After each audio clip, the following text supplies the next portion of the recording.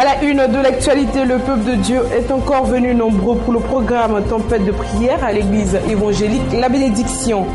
La cérémonie de la présentation officielle de l'ONG Tabita, citée à l'église évangélique La Destinée, au temple La Richesse. À l'international, FN réquisitoire contre le fardeau de l'immigration. À Londres, une ONG organise l'aide aux migrants de Calais. Plus de 2000 migrants de l'île de Lesbos accostent à Athènes. Enfin, Euro 2015 de basket, les Bleus surclassent la Bosnie. Mesdames et messieurs, bienvenue sur Blessing Channel et merci pour votre fidélité. Nous ouvrons ce bulletin d'information en religion. Le peuple de Dieu est encore venu nombreux pour le programme Tempête de prière à l'église évangélique La Bénédiction d'Adjamé. Cette rencontre avec pour thème « Ne donne aucune chance au diable dans ta vie ». Rencontre enseignée par le pasteur Sam Monté, leader des églises La Bénédiction. Ils étaient encore nombreux ce mardi, les fidèles de l'église évangélique La Bénédiction, au programme Tempête de prière. Moment de prière institué pour prendre autorité et possession de nos bénédictions. Le pasteur Sam Monté, orateur du jour, a développé le thème « Ne donne aucune chance au diable dans ta vie ». Si le diable gets away to your life, a une place dans ta vie, or enters into your life, ou entre dans ta vie, it's because you allow. C'est parce que tu lui as permis. Alléluia. It's because you allow. C'est parce que tu lui as permis. But you have the power. Mais tu as la puissance.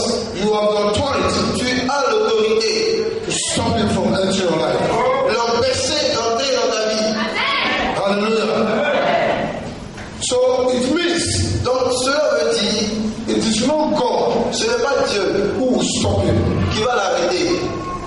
Vous avez compris? Vous avez compris? It is not God, ce n'est pas Dieu who will stop the devil from entering your life, qui va empêcher au diable d'entrer dans ta vie. Numéro 2, it's not Jesus, ce n'est donc pas Jésus who will stop the devil from entering your life, qui va empêcher le diable aussi d'entrer dans ta vie. It's not the Holy Spirit, ce n'est pas le Saint-Esprit who will stop the devil, qui va empêcher le diable. But it is you and me. Mais c'est vous et moi. Hallelujah. Because you have all the authority. Parce que vous avez toute l'autorité. Stop it. Vous l'empêchez. L'homme de Dieu a par la suite procédé à un moment de prière afin d'empêcher le diable de prendre possession des bénédictions des fidèles.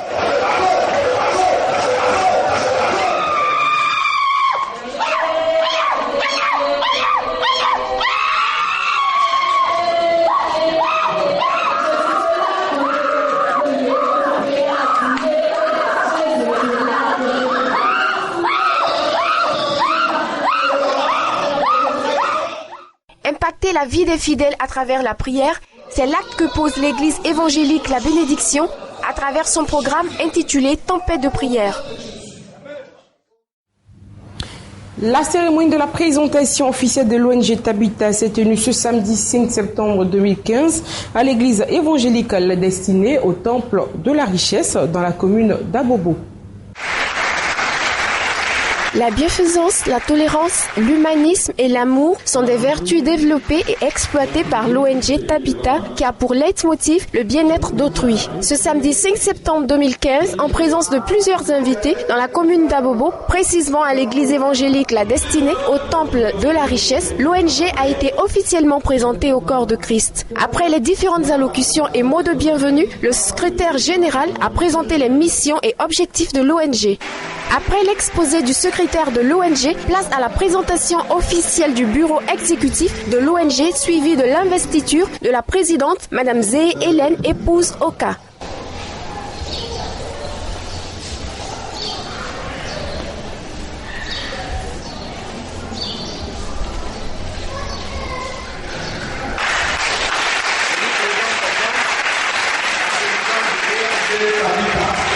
La présidente de l'ONG Tabita, établie dans ses nouvelles fonctions, n'est pas restée indifférente. Merci au pasteur et à tous les autres fidèles de cette église qui véritablement nous ont aidés dans la vie est inestimable. Le Père haut nous dira pas.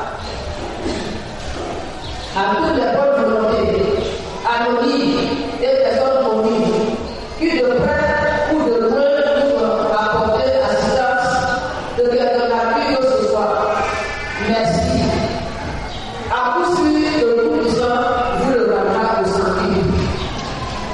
son de cloche chez le parrain qui s'est félicité de cette initiative. Cette belle cérémonie a été marquée par la remise de dons et le partage d'un repas, signe de la fraternité et de l'amour. Suite à cette rencontre, nous avons recueilli quelques impressions au micro de notre reporter. Je me réjouis de la tenue de cette cérémonie de lancement officiel des activités de l'ONG Tabita. Et je voudrais me réjouir également de l'engagement de la servante de Dieu dans ses actions. Et cela est une nécessité aujourd'hui et l'Église doit manifester son engagement social à travers justement ces structures qui pourront pouvoir aux besoins des nécessités. Cela fait partie de l'appel de l'Église, de l'appel de chaque croyant, de pouvoir apprendre un engagement social et d'assister. Pour moi, cette structure est l'une en plus qui vient accompagner l'Église pour qu'elle puisse faire ce qu'elle doit faire, ce que le Seigneur l'a chargé de faire au sein de sa génération. L'ONG est une ONG de bienfaisance, comme nous l'avons dit tout à l'heure. Elle fait des dons aux nécessiteux, aux orphelins, aux veuves, aux personnes démunies. Et nous comptons vraiment continuer dans cet objectif pour que ces personnes-là aussi puissent se réjouir, être dans la joie, dans la paix comme nous tous. La salle des fêtes du centre de documentation missionnaire de la commune de Cocody de Plateau a abrité la cérémonie de dédicace du livre intitulé Le succès dans l'œuvre de Dieu de la prophétesse Douzo Grace. C'était le samedi 5 septembre 2015. Christ a été édifié ce samedi 5 septembre 2015 à la salle des fêtes du centre de documentation missionnaire de Cocody et de Plateau, lors de la cérémonie dédicace du livre intitulé Le succès dans l'œuvre de Dieu, un ouvrage qui donne des orientations aux chrétiens sur comment être outillés pour réussir dans l'œuvre de Dieu, en présence de plusieurs invités dont le révérend Michel Vaco, parrain de la cérémonie, qui a exhorté le peuple de Dieu à s'approprier ce livre. Monsieur Gounou Kofi Bruce, directeur général de la maison d'édition, nous donne ici ses impressions. Aujourd'hui, on sait comme ça qu'il y a tout un visuel dans le corps de Christ. Ce livre-là est bien venu pour réglementer un peu les choses, pour essayer de mettre les choses à leur place, pour que les hommes de Dieu que nous sommes, les chrétiens que nous sommes, nous puissions faire l'œuvre de Dieu comme Dieu lui le veut. Et je bénis également le livre de Grâce qui a bien développé ce thème-là, et ce thème-là qui nous a amené nous-mêmes à également revoir certaines choses. L'auteur de l'œuvre, la prophétesse Douzo Grace, a présenté cette œuvre comme étant le fruit d'un travail minutieux après plusieurs expériences vécues. Le succès dans l'œuvre de Dieu est un livre qui vient à point nommé pour éclairer la lanterne de tout le corps de Christ. On ne peut pas servir Dieu sans tenir compte de sa volonté. Alors, il a permis que ce livre soit écrit pour informer, sinon pour former son peuple à son œuvre. Qu'est-ce qu'il faut faire? Qu'est-ce qu'il faut comme qualité pour pouvoir faire l'œuvre de Dieu? C'est ainsi que ce livre parle du service de Dieu, du serviteur de Dieu, de l'onction qui accompagne le service de Dieu et de comment faire pour avoir le succès dans cette œuvre. Après ces différentes articulations, place à la vente et à la dédicace de l'œuvre au public présent. C'est dans cette ambiance festive, couronnée par un cocktail, que cette belle cérémonie de dédicace a pris fin. Revenons sur l'accueil chaleureux qu'a reçu le prophète Geoffroy Gilles Eddy à l'aéroport Félix Houphouët-Boigny d'Abidjan dans le cadre de son programme dénommé Festival de l'Onction qui aura lieu au stade Jesse Jackson le vendredi 28 septembre 2015. Je voudrais officiellement annoncer mon arrivée en Côte d'Ivoire pour ce grand programme qui se tiendra le 18 septembre 2015 au terrain Jesse Jackson. Je ne suis pas seul. Je serai avec des sommités qui ne sont plus à présenter, avec l'archevêque Kodja Guy Vincent, avec le parolier Souleymane Dao, avec le voyant Fernand Yodé, avec l'homme des mystères, celui qui a l'œil ouvert, le prophète Apaou de Yopougon, avec l'homme du sacerdoce Diop Mamadou, avec un homme de Dieu qui viendra aussi de Orléans de la France, un Congolais de Kin, l'apôtre Coulson et Paphras, avec le prophète Yves Belga. Et il y aura aussi l'un des bishops de l'archevêque d'Incan, Williams, qui sera aussi avec nous. C'est un grand programme, c'est une parole que Dieu m'a donnée pour la nation. Je ne voudrais pas ce soir l'étaler, mais c'est un message d'espoir et je voudrais d'ores et déjà lancer un appel à tous les hommes de Dieu, à toutes les congrégations, à toutes les églises, qu'elles me connaissent ou pas. Je viens au nom du Seigneur dans un esprit d'unité pour annoncer un message pour l'église en Côte d'Ivoire. Dieu s'est révélé à moi, Dieu m'a parlé, Dieu m'a dit pars et libère ce que j'ai mis en ta bouche et je partirai. Je lui ai dit je suis arrivé, je suis là. Actualité internationale, plus précisément en Afrique, un avion d'évacuation médicale transportant 7 personnes, dont une patiente française du Burkina Faso au Sénégal, s'est abîmé samedi soir au large de Dakar après un probable abordage avec un avion de ligne, a-t-on appris le dimanche 6 septembre auprès de l'aviation civile. Pour le moment, on ne peut pas parler de crash parce que jusqu'à présent, nous sommes en train de continuer les recherches. Le crash, on parle de crash lorsque nous avons la matérialisation de l'accident, ou bien qu'on arrive à épuiser totalement tout espoir, conformément aux dispositions de l'annexe 12 de la Convention de Chicago relative à l'aviation civile internationale, se rendre à l'évidence qu'il n'y a aucun espoir maintenant de survie. Donc jusqu'à présent, les recherches continuent et nous osons espérer que nous aurons des indices qui nous permettront effectivement de pouvoir retrouver l'avion.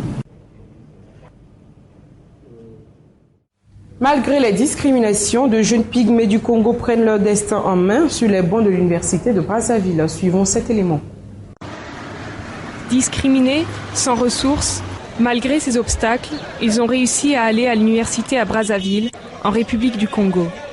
Mais même ici, les étudiants de la communauté pygmée sont mis à l'écart. Karine étudie en master de droit et milite pour sa communauté. On se retrouve tous, on ne connaît pas les origines ethniques. Dès qu'on remarque ce mot, ça c'est une autochtone. C'est-à-dire, en ce moment-là, il y a les gens, en fait, le regard que les gens te portaient, ça change du coup. C'est la considération que les autres avaient envers toi. Du coup, ils ne peuvent plus te considérer parce que, comme ici au Congo, les autochtones sont considérés comme des sous-hommes. Les pygmées mesurent environ 1,50 m et sont appelés autochtones au Congo-Brazzaville, car ils sont considérés comme étant les premiers habitants de la région. On en compte environ 500 000 en Afrique centrale.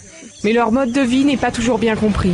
Ils ont leur culture bizarre, ils taillent des dents, ils mangent des trucs bizarres, tu vois. Des insectes, des plantes que nous on ne mange pas à la cité. Eux ils mangent ça, donc du coup ça fait un peu peur, leur connaissance de la nature.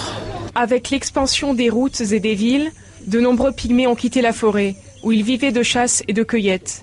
Dans ce camp, à 7 heures de route de la capitale, ils travaillent pour les Bantous, une autre frange de la population.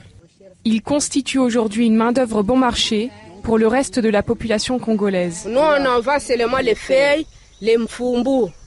Donc, nous, on ne fait pas le manioc. Si on fabrique le manioc, les Bantous, on ne peut pas manger pour nous. Le gouvernement congolais lutte contre la discrimination dont les pygmées font l'objet. Mais il préfère insister sur l'intégration des populations autochtones dans la société plutôt que sur la préservation de leur vie en forêt. Aujourd'hui, nous mettons l'accent sur la santé, sur l'éducation. Il y a pas mal d'écoles qui sont créées par les sociétés forestières, par les ONG,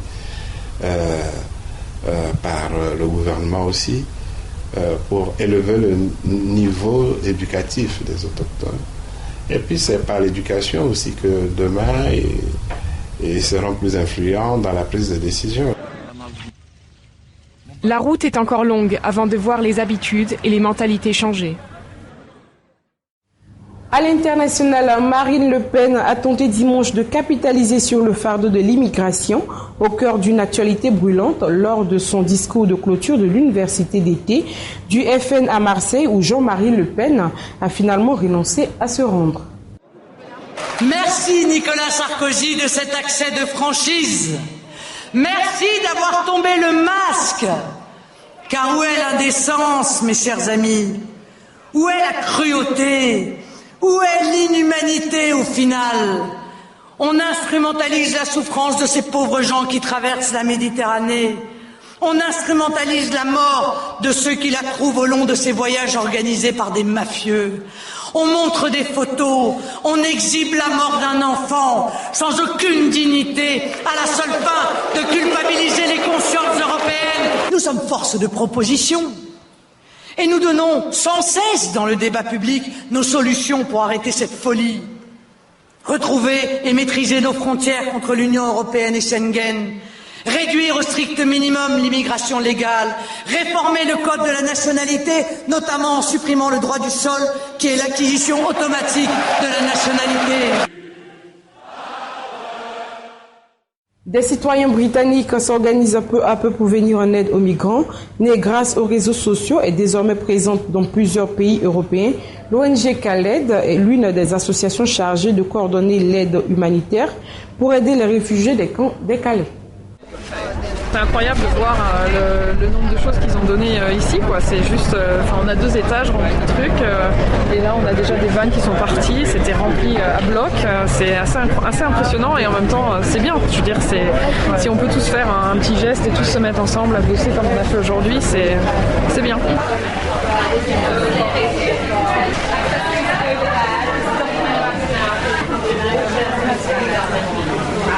En tant que citoyens, nous devons montrer que la politique de notre gouvernement sur ce problème est complètement inhumaine et que s'il n'agit pas, s'il n'accueille pas les réfugiés, s'il ne dit pas qu'avec l'hiver nous devrions fournir de l'aide et des vivres, alors c'est à nous de le faire en tant que communauté et en tant que citoyens.